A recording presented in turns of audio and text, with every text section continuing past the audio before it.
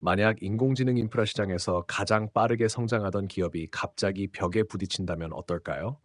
그것도 수요가 줄어서가 아니라 물리 법칙이 결국 클라우드를 따라잡았기 때문이라면 말입니다. 이것이 바로 AI의 새로운 엔진이라 불리던 기업 코어위브의 역설입니다.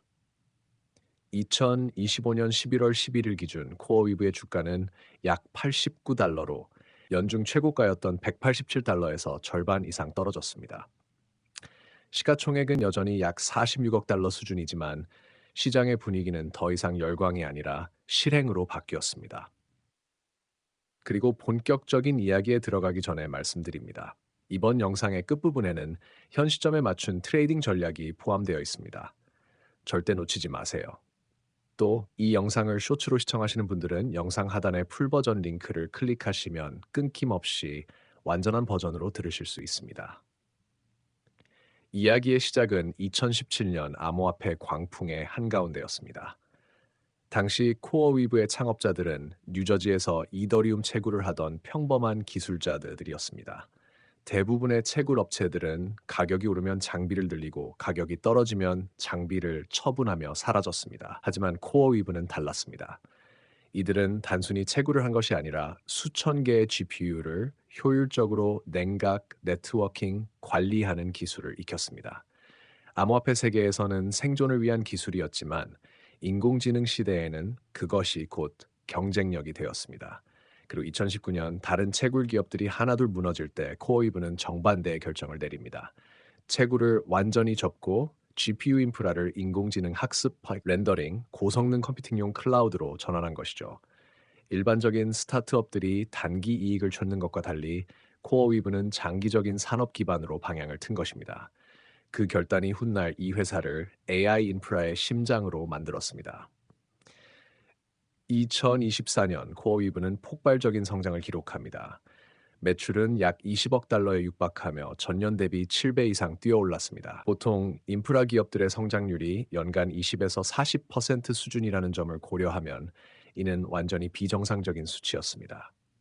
이런 비이상적 성장률은 단순한 호황이 아니라 시스템 전체의 병목 현상을 의미합니다.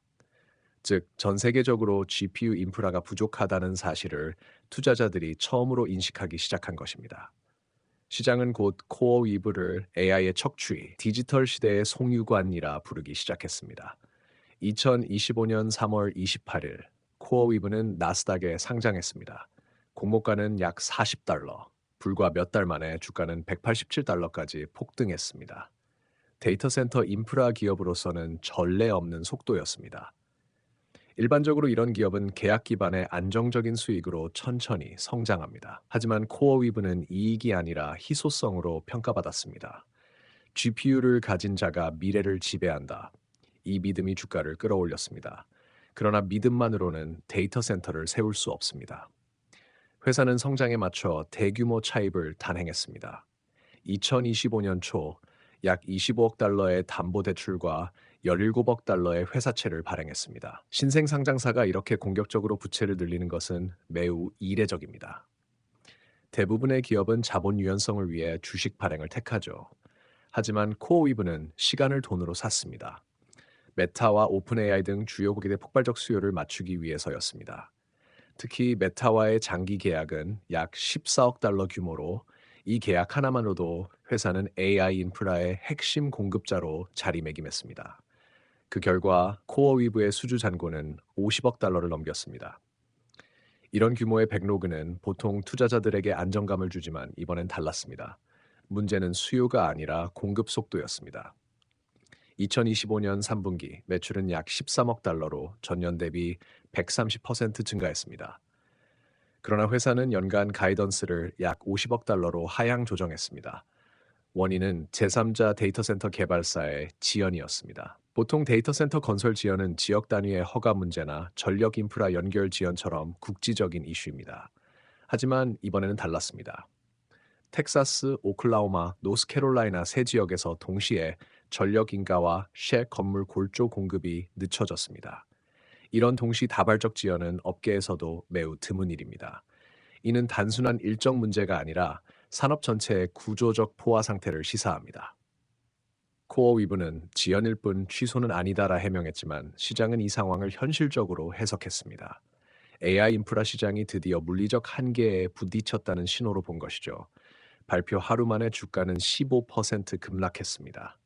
JP모건은 실행 리스크와 자본 압박이 과소평가되어 있다며 등급을 하향했습니다. 기술적으로도 상황은 악화됐습니다. 50일 이동평균선과 200일 이동평균선이 모두 하락 전환되었고 RSI인데 강도 지수는 30 중반으로 떨어지며 약세 구간에 진입했습니다. 그러나 이 구간은 역설적으로 반등 가능성의 영역이기도 합니다. 그런 와중에 코어 위브는 또 하나의 대형 결정을 발표합니다. 바로 코어 허 사이언티픽을 약 90억 달러에 인수한다는 것입니다. 신생 상장사가 이렇게 큰 규모의 인수를 단행하는 것은 극히 드뭅니다. 일반적으로 기업들은 상장 후 통합 안정화에 집중합니다.